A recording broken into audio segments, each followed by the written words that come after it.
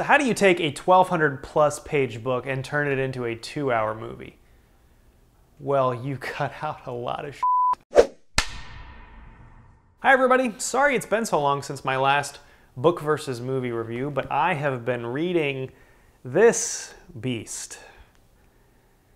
It took a while. I just finished reading the 19th century classic French novel, The Count of Monte Cristo by Alexandre Dumas. The name is Dumas. And then I watched the 2002 movie, The Count of Monte Cristo, directed by Kevin Reynolds. And I have complicated feelings about both of them. For context, The Count of Monte Cristo is historical fiction that is centered around the 100 Days. It's a period of time in which Napoleon Bonaparte returns to France after being exiled to the island of Elba, and he reclaims his throne as emperor until he's overthrown once again. The book is about a young French sailor named Edmund Dantes, played by Jim Kabiesel in the film, who on the same night that he announces his forthcoming marriage to the love of his life, Mercedes, is arrested for a crime he did not commit and sent away to an island prison, Chateau d'If, where he spends 14 years in a dungeon until he is ultimately able to escape. And then the rest of the novel is about him carrying out his revenge on the men who wronged him. I was really into this book for about the first 200 pages or so. That's about the point where Edmund escapes from prison. And then I found the next 700 pages or so to be pretty tough to get through. So there's actually an abridged version of this novel that I own. Thank you, Rachel. It's fewer than 500 pages long, and I totally understand why they would make an abridged version of this book, because there were many times when I was reading this novel where I got angry. For a book called The Count of Monte Cristo, you don't spend as much time with the Count of Monte Cristo as you might think. There's a lot of superfluous conversations that happen throughout this book among side characters that you really don't care about all that much. And Dumas spends a lot of time too going off on these kind of tangents, giving the backstory and history to certain minor characters. I'm thinking specifically of like Luigi Vampa and Bertuccio. And every time I would find myself getting bored with this dragging story, I would look and be like, gosh, there's 750 more pages left. I do not hate long novels. If you've seen my Pillars of the Earth review, you know that I loved that book, and it's like 1,000 pages long. I just couldn't get over the fact that it felt like so much unnecessary time was spent with characters and events that didn't have all that much to do with the plot. However, this book does contain a lot of wisdom and a lot of interesting philosophical discussions.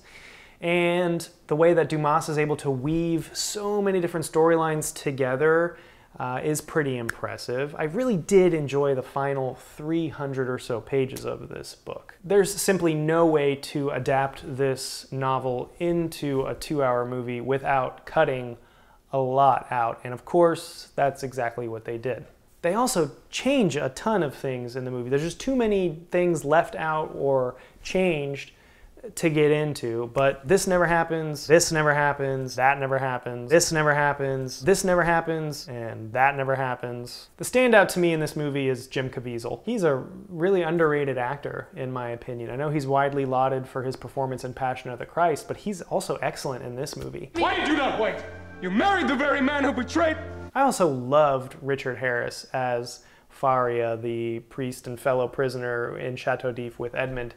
He brought just such a life to his character that I loved. I also found myself surprised with how many references to God there were throughout this movie. I mean, for a big budget, mainstream Hollywood produced movie, it was surprising to just hear God referenced that many times, especially for a movie that wasn't marketed as a Christian-centric movie. Now, I mean, that would never happen today. It was different, not a bad way.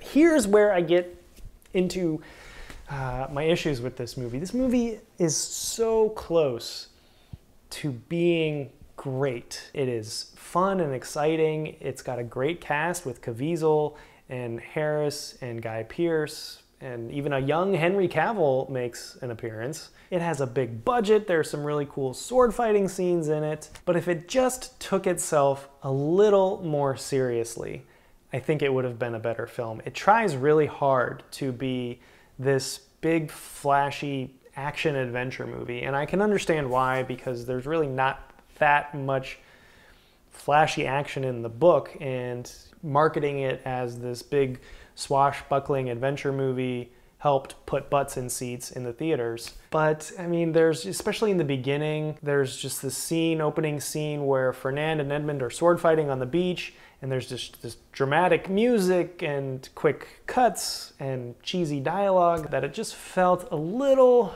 over the top sometimes. Honestly, if well done, The Count of Monte Cristo would make for a really good miniseries or full television series. I liked both the book and the movie, but I did not love either of them. But the sheer complexity of the novel's plot lines and its wisdom give it the edge over the movie. This novel is a classic. It was really tough to get through, but I did overall enjoy it. I felt like I learned a lot about French history and culture and about humanity as well. And while I would never recommend an abridged copy or version of a book over the real thing, if it comes down to you not reading this at all or reading the abridged version, pick up the abridged version.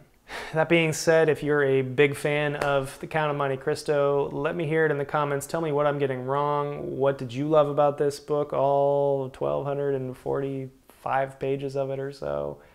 Comment below. Let me know any of your other thoughts in the comments below. If you like this video, please do me a favor and subscribe to my channel. Give it a thumbs up, share it, click the notification bell. Stay tuned for more videos in the near future. Thank you so much for watching. I'll see you later.